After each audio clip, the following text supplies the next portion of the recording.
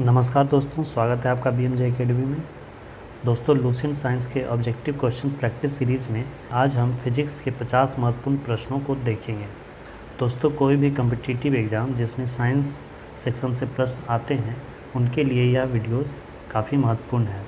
इसलिए दोस्तों वीडियो को पूरा देखिएगा, स्किप मत कीजिएगा, क्योंकि ये सब प्रश्न बार बार परीक्षाओं में रिपीट होते रहते हैं। तो आइए दोस्तों, बिना देर किए अब शुरू करते हैं।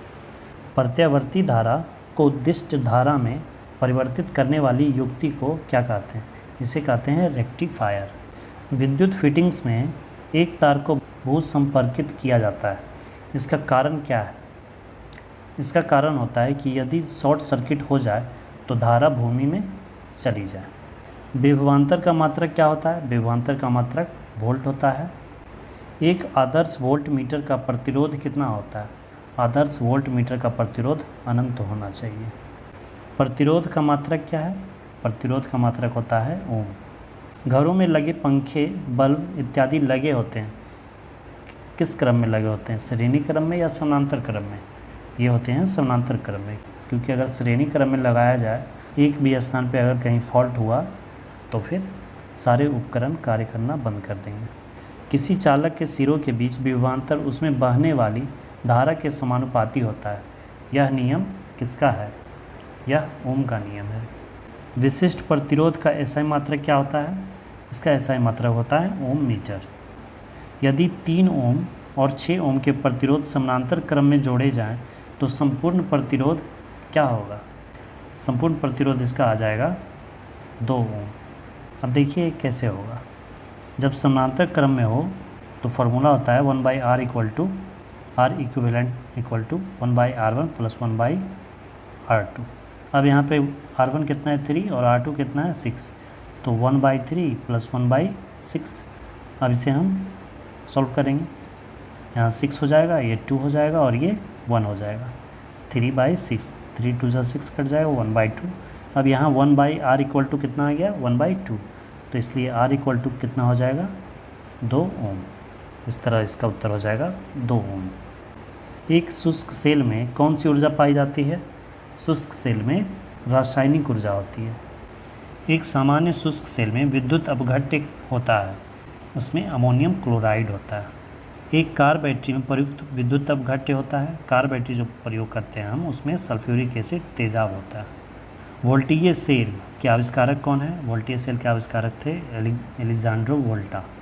शुष्क सेल है। शुष्क सेल क्या है? ये प्राथमिक सेल है। लोहे के ऊपर जिंक की परत चढ़ाने की प्रक्रिया को क्या कहते हैं? उसे गैल्वेनाइजेशन कहते हैं। वैद्युत अपघटन संबंधी नियम किसने प्रतिपादित किए थे?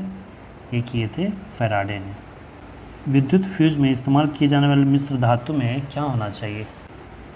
उसमें निम्न विशिष्ट प्रतिरोध और निम्न गलनांक होना चाहिए।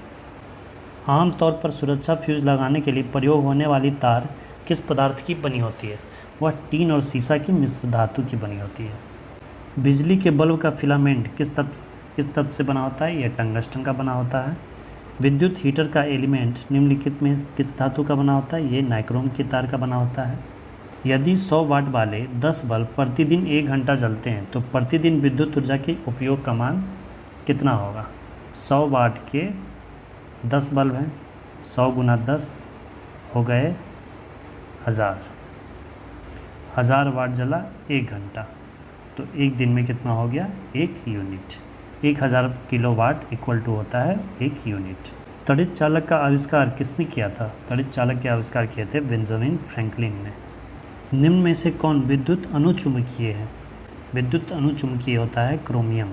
निम्न में से कौन प्रतिचुंबकीय है? डायमैग्नेटिक, ये होता है बिस्मथ। विद्युत धारा का चुंबकीय प्रभाव सर्वप्रथम अवलोकित किया था। विद्युत धारा का चुंबकीय प्रभाव को सबसे पहले किसने अवलोकन किया था? ये किया गया था ऑर्स्टेड के द्वारा। विद्युत चुंबकीय प्रेरण के नियमों का उपयोग निम्न में से किसको बनाने में उपयोग किया जाता है? जनरेटर को बनाने में इसका प्रयोग किया जाता है। विद्युत मोटर निम्न सिद्धांत के अनुसार कार्य करती है। विद्युत मोटर किसके सिद्धांत पर कार्य करता है? फैराडे के नियम पर। ट्रांसफार्मर क्या है? ट्रांसफार्मर एसी वोल्टता को घटाने और बढ़ाने में प्रयुक्त किया जाता है। लेंज का नियम निम्नलिखित में से किसके लिए आवश्यक है? लेंज का नियम आवश्यक है ऊर्जा संरक्षण के लिए परमाणु के नाभिक में क्या होते हैं? परमाणु के नाभिक में प्रोटॉन और न्यूट्रॉन होते हैं। न्यूट्रॉन की खोज किसने की थी? न्यूट्रॉन की खोज की थी जेम्स चैडविक ने। परमाणु क्रमांक एटॉमिक नंबर किसे कहते हैं? यह नाभिक में उपस्थित प्रोटॉनों की संख्या को कहते हैं। जिस तत्व के परमाणु में 2 प्रोटॉन हो, 2 न्यूट्रॉन हो और 2 इलेक्ट्रॉन हो, उस तत्व का द्रव्यमान संख्या कितना होगा? प्रोटॉन और न्यूट्रॉन को जोड़ देंगे, कितना आएगा? 4। तो यही इसकी द्रव्यमान संख्या होगी। नाभिक का आकार होता है, नाभिक का आकार होता है 10⁻⁻15 मीटर। पॉजिट्रॉन की खोज किसने की थी? पॉजिट्रॉन की खोज की थी एंडरसन ने। हाइड्रोजन परमाणु के न्यूक्लियस में प्रोटॉन की संख्या ज्ञात करें। हाइड्रोजन परमाणु के नाभिक में एक प्रोटॉन होते हैं और उसके चारों ओर एक इलेक्ट्रॉन चक्कर लगाता है। इसके न्यूक्लियस में न्यूट्रॉन नहीं होता है। इलेक्ट्रॉन की खोज किसने की थी? इलेक्ट्रॉन की खोज की थी जे थॉमसन ने। इलेक्ट्रॉन वहन करता है, इलेक्ट्रॉन क्या वहन करता है? ऋणावेश, कितना? 1 यूनिट। ऐसे परमाणु जिनके परमाणु क्रमांक समान परंतु परमाणु द्रव्यमान भिन्न भिन्न होते हैं। परमाणु क्रमांक समान है लेकिन परमाणु द्रव्यमान भिन्न भिन्न है, तो उसे समस्थानिक कहा जाता है। समस्थानिक गुण पाए जाते हैं किसमें? तत्व में। एक भारी नाभिक के 2 हल्के नाभिकों में टूटने की प्रक्रिया को क्या कहते हैं? उसे कहते हैं नाभिकीय विखंडन। परमाणु बम इसी सिद्धांत पर कार्य करता है। 2 हल्के नाभिक मिलकर भारी नाभिक का निर्माण करते हैं, तो इस प्रक्रिया को क्या कहते हैं? इस प्रक्रिया को कहते हैं नाभिकीय संलयन। सूर्य की जो ऊर्जा है वो नाभिकीय संलयन के द्वारा ही है और हाइड्रोजन बम नाभिकीय संलयन पर ही आधारित है। परमाणु बम का सिद्धांत आधारित है किस पर? नाभिकीय विखंडन पर। रेडियो सक्रिय पदार्थ उत्सर्जित करते हैं। रेडियो सक्रिय पदार्थ क्या उत्सर्जित करते हैं? Alpha, beta, gamma ray. Alpha, beta, gamma. उपयुक्त सभी हो जाएगा आंसर।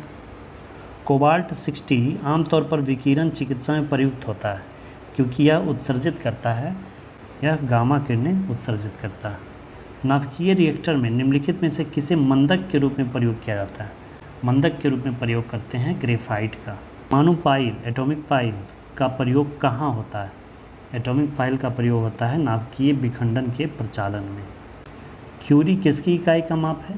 क्यूरी रेडियो एक्टिव धर्मिता की इकाई का मापक है। नाभिकीय रिएक्टरों में ऊर्जा उत्पन्न होती है किसके द्वारा? यह होता है नियंत्रित विखंडन के द्वारा। परमाणु बम जो होता है उसमें अनियंत्रित विखंडन प्रक्रिया होती है, लेकिन नाभिकीय रिएक्टरों में नियंत्रित विखंडन के द्वारा हम ऊर्जा प्राप्त करते हैं। क्योंकि अनियंत्रित अगर होगा तो वो परमाणु बम जैसी स्थिति हो जाएगी। उसे नियंत्रित किया जाता है ताकि हम उसका फ़ायदा उठा सकें, उससे लाभ ले सकें।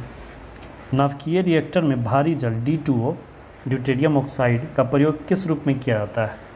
इसका प्रयोग किया जाता है मंदक के रूप में। मंदक के रूप में हम ग्रेफाइट का भी प्रयोग करते हैं, ड्यूटेरियम ऑक्साइड का भी प्रयोग करते हैं।